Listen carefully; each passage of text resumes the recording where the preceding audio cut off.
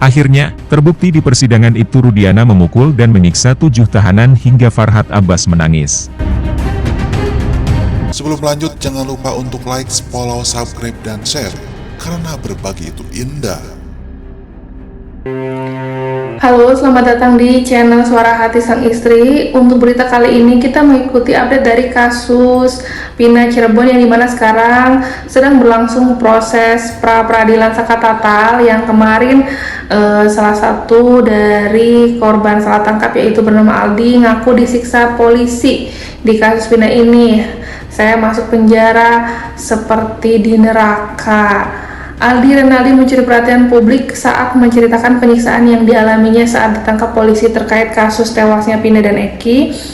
Pengakuan tersebut Aldi ungkap ketika dirinya menjadi saksi dalam sidang lanjutan peninjauan kembali PK Saka Tatal di Pengadilan Negeri Cirebon pada hari Rabu 31 Juli 2024. Aldi membeberkan kronologi detik-detik dirinya ditangkap polisi yang mengaku dibekuk polisi pada saat bersama Saka Tatal tanggal 31 Agustus 2016 sekitar pukul 16.30 waktu Indonesia Barat. Ketika itu dirinya selesai beli bensin dan sedang berada di dekat SNPN 11 Cirebon. Tiba-tiba datang Ibtu Rudiana bersama 3 rekannya untuk menangkap Aldi dan Saka Tatal. Saya beli bensin sama Saka sampai SNPN 11 ditangkap dan langsung dipukuli, kata Aldi. Aldi pun dibekuk tanpa surat penangkapan yang seharusnya dibawa oleh Ibtu Rudiana. Bahkan Aldi tidak menerima penjelasan kenapa dirinya diringkus. Tidak ada surat penangkapan, ditangkap begitu saja, katanya. Aldi melanjutkan ceritanya dirinya dan Saka Tatal lalu digelandang ke kantor polisi dengan mobil. Mulai dari sini berbagai penyiksaan dilakukan oknum polisi terhadap Aldi dan Saka Tatal.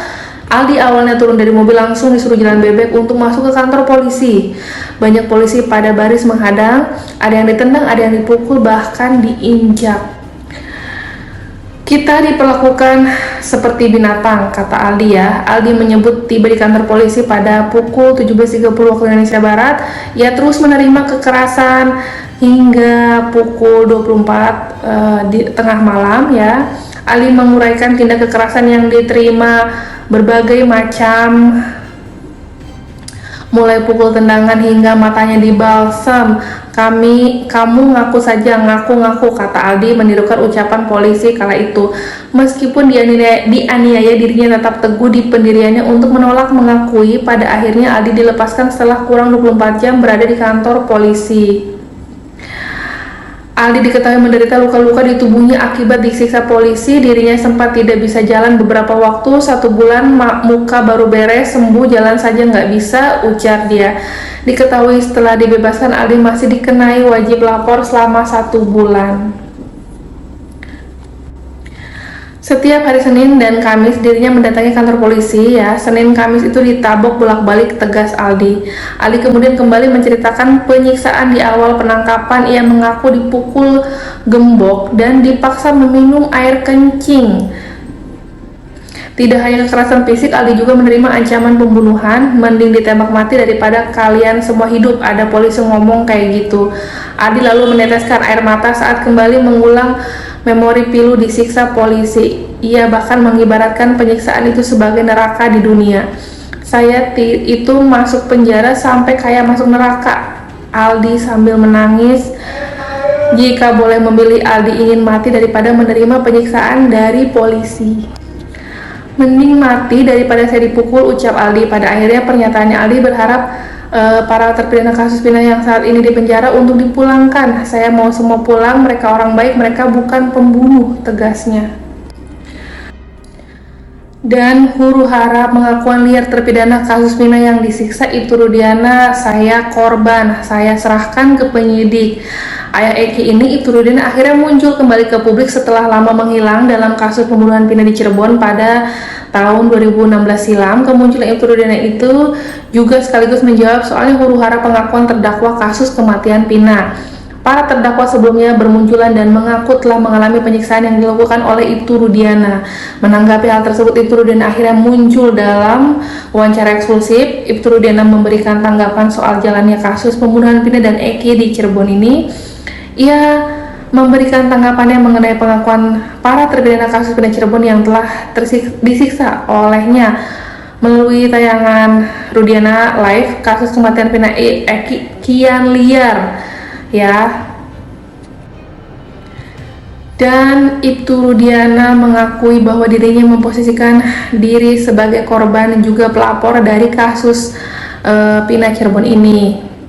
Itu tidak benar, saya korban, saya pelapor juga, kata Ibtu Rudiana. Selain itu, ayah Eki itu juga sudah menyerahkan semuanya kepada penyidik terkait pengakuan-pengakuan para terpidana yang baru buka suara di tahun 2024 ini. Silahkan saja kalau mereka mungkin menyampaikan hal yang berkaitan pemeriksaan, silahkan.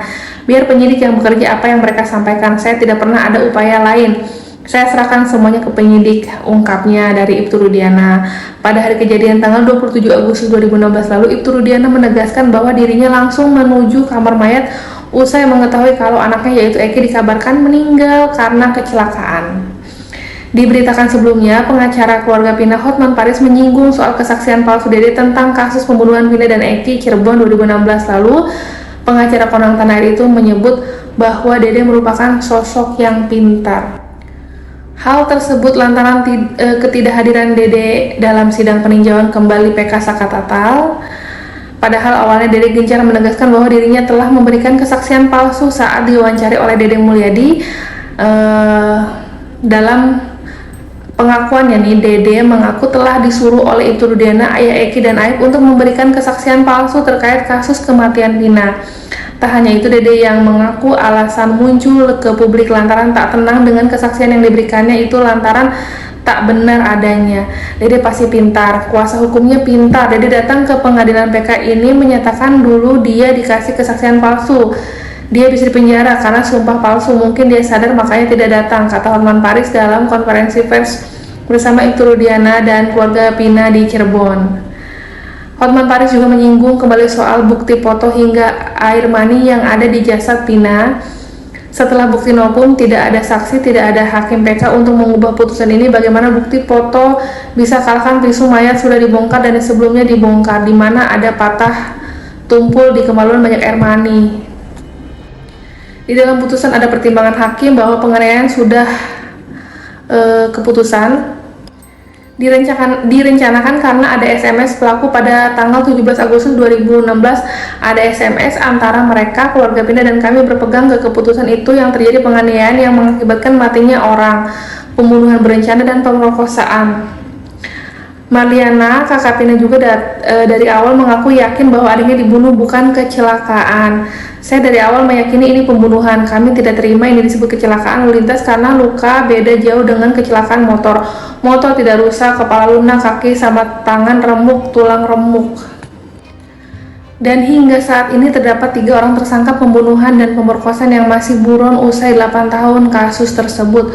Polisi mengungkap ketiga pelakunya yang buron itu beridentitas Andi, 23 tahun, Dani, 20 tahun, dan Peggy alias Perong.